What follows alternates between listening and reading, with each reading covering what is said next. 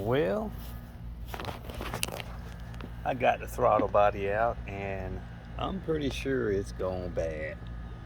Take a look at this.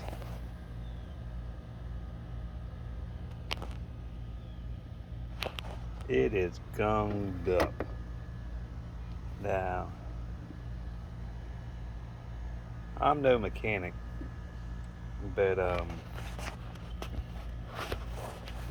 any of y'all out there in YouTube world would like to give me some tips on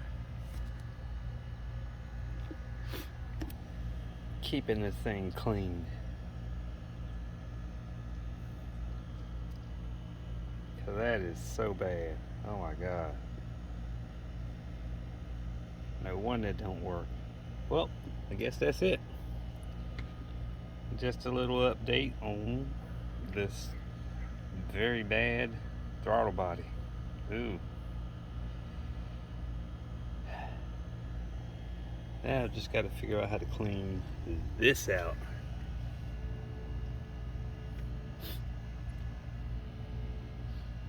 Anybody got any tips out there in YouTube world? Put them down in your comments. Sure would like to know. Thank you.